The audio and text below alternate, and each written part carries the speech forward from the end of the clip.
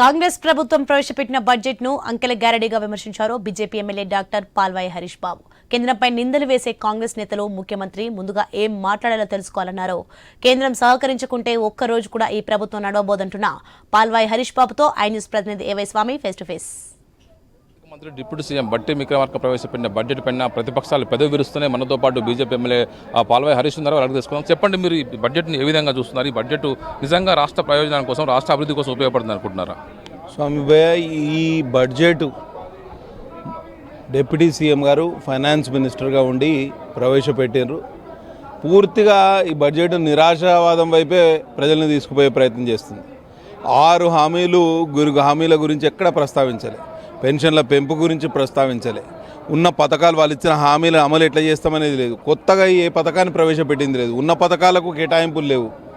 అసలు ఈ బడ్జెట్ ఎందుకు ప్రవేశపెట్టిన అంటే వారిలో ఉన్న నిరాశను ఈ బడ్జెట్ రూపకంగా ప్రజెంట్ చేసినారని మేము అనుకుంటాం. ప్రజలు తీవ్ర నిరాశ నిస్పృహలో ఉన్నారు. రాష్ట్రంలో ఈ బడ్జెట్తో ఇంకా ఆ నిరాశావాదం వైపే నడుస్తారు. ఒకవైపు ఎక్కడ కూడా గతంలో ఇచ్చిన హామీలకు సంబంధించి వాటిని మెన్షన్ చేయకుండా, మరోవైపు ఫ్యూచరిస్టిక్ బడ్జెట్ లేకుండా దీన్ని ప్రవేశపెడితే నిజంగా రాష్ట్రం అభివృద్ధికి దోహదపడుతుందా? అభివృద్ధి అనేది ఎక్కడ ఉందండి? సంక్షేమ రాజ్యం సంక్షేమ రాజ్యం అని చెప్పి ఆ సంక్షేమ పథకాలకు నిధులు లేవు. అభివృద్ధికి అయితే 0.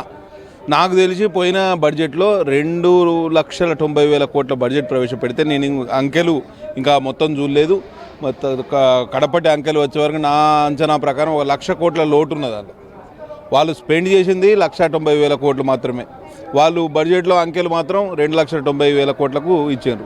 ఈ సంవత్సరం ఏదో బొటాబొటిగా 3,04,000 కోట్లు ఏదో పెంచినామని చెప్పుకోవడానికి పెంచుడు తప్పించి, అంకెల గారెడి తప్పించి పేపర్ మీదనే వాళ్ళు ఆదాయం చూపిస్తున్నారు. ఆదాయం పూర్తిగా పడిపోయింది.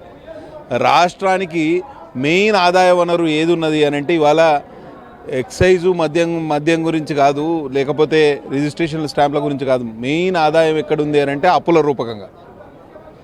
ప్రధానంగా ఈ రాష్ట్రం ఈ దేని మీద బతుకుతుందంటే అప్పుల మీద బతుకుతుంది. గతంలో అనుకునే వాళ్ళం ఎక్సైజ్ పాలసీ బతికిస్తుందని, లేకపోతే రిజిస్ట్రేషన్లు స్టాంప్ల డ్యూటీ బతికిస్తుందని. ఇప్పుడు అట్లా లేదు, అప్పులే బతికిస్తాను ఈ రాష్ట్రం. బడ్జెట్లో చూసి దాదాపు 60-70 కోట్ల అప్పులు తెస్తామని పరోక్షంగా అలా ప్రస్తావించారు.